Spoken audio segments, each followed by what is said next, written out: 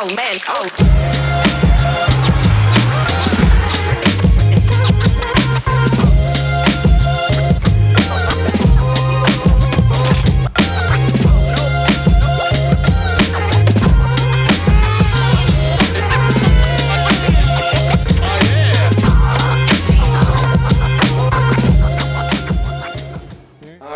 Back with another video here on DDM IRL, and today we're going to be checking out these Limitless bash bars. Now, we did check them out earlier in a previous video. So the thing is, when you get these from Limitless, they're obviously not painted, they're bare metal, which means, I mean, technically you could put them on the car. You could. Really wanted to. If you like that look, I think another YouTube channel many years ago tried that look, and it was something. But yeah, we here want to protect these for the foreseeable future. They are bash bars, and they are going to bash, and they will probably see some hits and some scrapes over the years. So we want to do what we can to protect them now. So we're going to clean them up real good. We'll show you a couple tips and tricks. Go through some steps to get these in primer that's going to stick really well, and then go to paint from there so we have a long-lasting, durable finish that will hold up for years of use. All right, so my first question is, obviously, I got these bash bars and it's like, cool, sweet.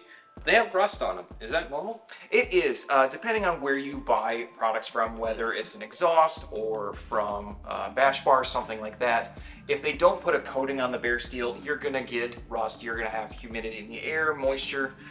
So the first thing you wanna do when you're going to be taking on a project like this is cleaning the product up, giving yourself a good finish. You'll see there's like a lot of mill scale in this. If you rub your hands on this, you'll get some black goo off.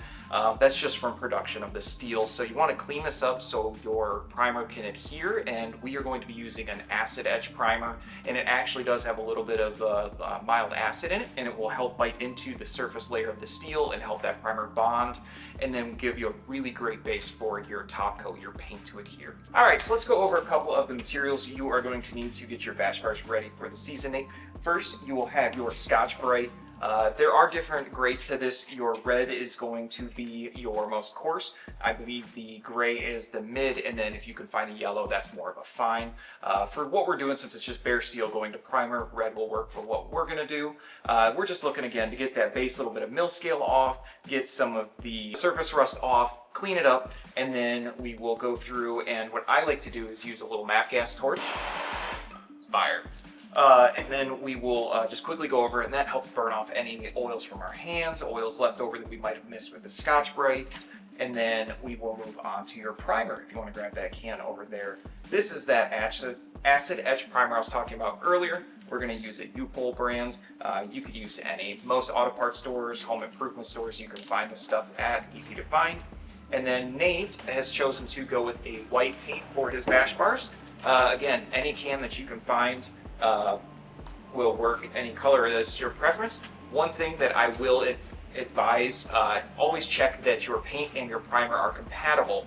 There are different formulations of paint with different bases in them, and if they're incompatible, your paint will wrinkle and immediately flake off, and or worse, and a chemical react with your primer, and then nothing will stick, and you will start all over from scratch and have to find a way to chemically neutralize this again. So it's best to make sure everything's compatible before you start. Science. Science!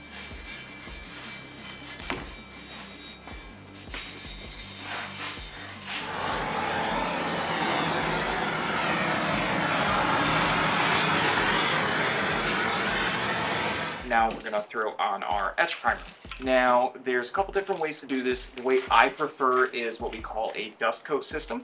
So we're gonna start by doing a real light coat of this, give it a minute to flash off, let that first little bit bite in, and what that'll do is it'll create kind of a bond layer that is both adhered to the metal, but then because it is such a dry finish at a microscopic level, it'll have a bit of a texture to it. Okay. So then it will allow our heavier coat next to adhere better, and that will give us our buildup that we need and our protection net. Okay. Yep. So now we're just going to go on and put that dust coat on again real light, let it tack off maybe 5-10 minutes, come in, do a little bit heavier coat, and depending on our coverage, then we'll decide if we need to do an extra coat. With primer, you typically want to keep it minimal, especially with an acid primer. Now, if you're doing a fill primer, something you're trying to take out some imperfections with some last minute little sand scratches, you might do heavier, more coats. But since we're not going to be sanding or removing any of this, we want to just keep it basic coverage. Yep. Yeah. And when should you be doing it left to right motions? Or? It's kind of what's comfortable for you. Again, making sure that you're, depending on the spray pattern and the pressure in the can, all can manufacturers are different. But you just want to, again, follow their instructions for distance away from the substrate. And then you always want to just keep an eye for maintaining that distance. So like here where you're going around a corner, you'll want to make sure that you kind of follow that and maintain your distance. And then as you're dealing with tubing is some of the most difficult because there's going to be nooks and crannies underneath. And so you just kind of want to take your time with it. Be thorough. If it works best for you, some people might find that, okay, I'm going to pick this tube and I'm going to do this entire tube and then I'm going to move on to this section and then I'll move on to the next section. Sometimes that helps so you don't miss spots. For me, I just kind of go at it and see where we end up at the end. I usually just kind of have a rhythm I'll get into. Cool. Yeah. So, all right, get into it. Perfect.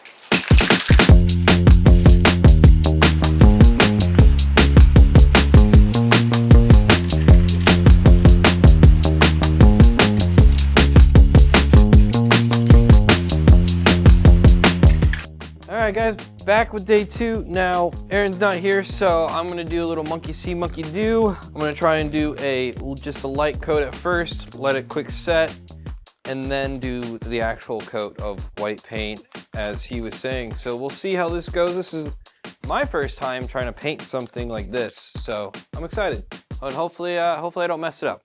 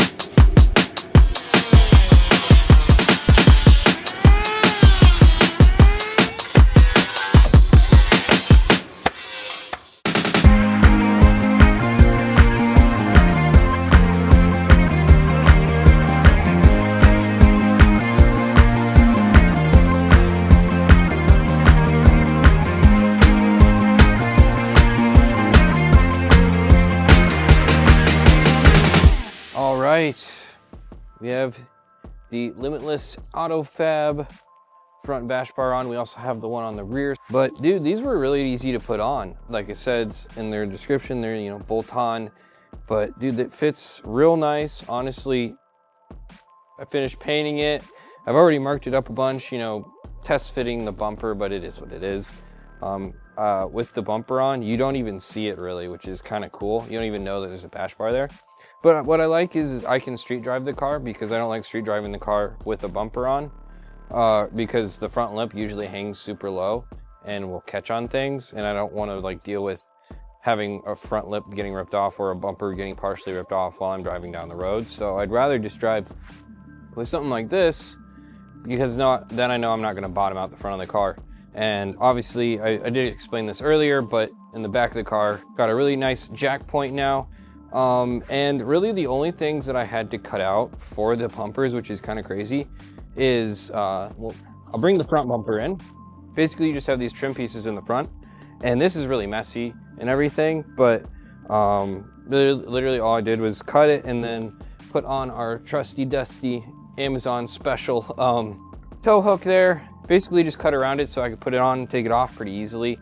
So like I said, I'll just show you. I'll just toss it on right now. First things first, I'm going to weasel my tow hook in between here just to make it a little bit easier on everything. Then we just gotta kind of line her up, and it should kind of just push its way on there. And it's not perfect, right? Like, well, when I obviously zip tie everything up and bolt everything in, like, it's gonna fit really good. We're probably gonna have to trim a little bit here with the new angle kit that's on the car, but as you can tell, you can barely tell it has a bash bar on it, and it's super easy to put on. And it's the same thing with the rear. So in the rear, all I really had to cut was this little hole again for the tow hook. And then at the very bottom, just did a little cut on the bottom just for the mounting jack point, which sits right below. Definitely recommend if you got an E36, you want to do some mash bars, the Limitless Autofab stuff. Bolted right in to, and they even came with hardware that was really nice. And I got to not use the old crappy hardware that was on there. So yeah, shout out to them. It was sick.